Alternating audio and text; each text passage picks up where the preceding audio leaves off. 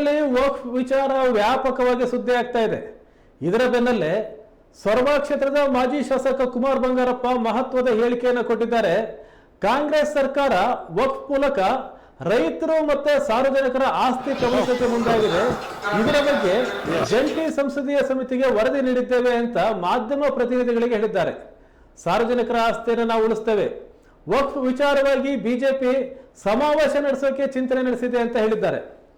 ನಂತರ ಪತ್ರಕರ್ತರ ಪ್ರಶ್ನೆಗೆ ಉತ್ತರಿಸಿದ ಅವರು, ಶಾಸಕ ಯತ್ನಾಳ್ ಉಚ್ಚಾಟನೆ ಬಗ್ಗೆ ನನಗೆ ಸರಿಯಾದ ಮಾಹಿತಿ ಇಲ್ಲ, ಅದಕ್ಕೆ ಹೈಕಮಾಂಡ್ ಬಗ್ಗೆ ಪ್ರಶ್ನೆ ಮಾಡಬೇಕು ಅಂತ ಹೇಳಿದ್ರು.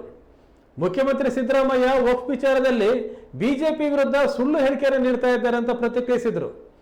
ವಕ್ಫ್ ವಿಚಾರವಾಗಿ ಅನ್ವರ್ ಮಾಣಿಪ್ಪಾಡಿ ಇದಕ್ಕೆಲ್ಲ ಉತ್ತರ ಕೊಟ್ಟಿದ್ದಾರೆ ಅಂತ ಕುಮಾರ್ ಬಂಗಾರಪ್ಪ ಹೇಳಿದ್ದಾರೆ. ಆಗಿರತಕ್ಕಂಥ ಮತ್ತು ಪಕ್ಷದ ಸಂಘಟನೆಗೆ ಬೇಕಾಗಿರತಕ್ಕಂಥ ವಾತಾವರಣವನ್ನು ಸೃಷ್ಟಿ ಮಾಡಿಕೊಡ್ತಾರೆ.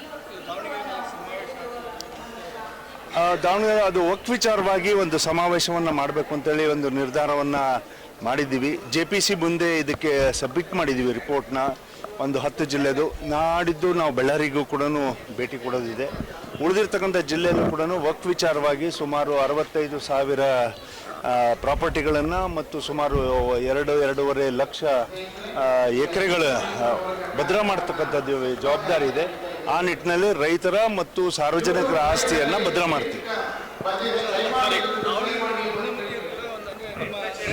ನೇತೃತ್ವದಲ್ಲಿ ಮಾಜಿ ಶಾಸಕರ ಗುಂಪೊಂದು ಯತ್ನಾಳ್ ಅವರನ್ನ ಉದ್ಘಾಟನೆ ಮಾಡಬೇಕು.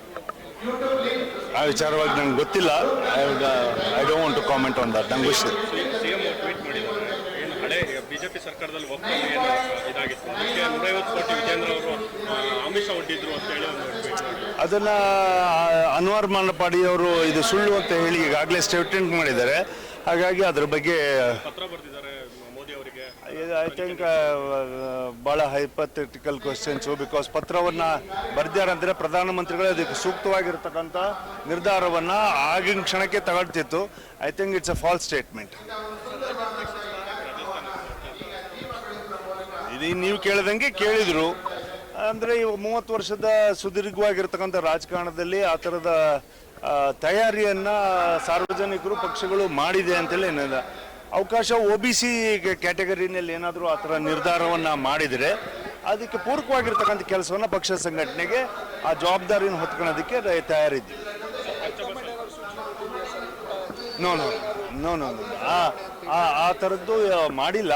ಬಟ್ ಹರಿಯಾಣದ ಎಲೆಕ್ಷನಲ್ಲಿ OBCದು ಸಂಘಟನೆಯನ್ನು ಮಾಡಿಕೊಂಡು ಮತ್ತು ಇದಕ್ಕೆಲ್ಲದನ್ನು ಸಂಘಟನೆ ಮಾಡಿ ಆಮೇಲೆ ಇಲ್ಲಿ ಅಹಿಂದ ಇದರ ಹೆಸರಿನ ಮೇಲೆ ಕಾಂಗ್ರೆಸ್ ಸರ್ಕಾರ ಏನೋ ಒಂದು ಸ್ವಲ್ಪ ಸಂಘಟನೆಯನ್ನು ಮಾಡ್ತಾಯಿತ್ತು.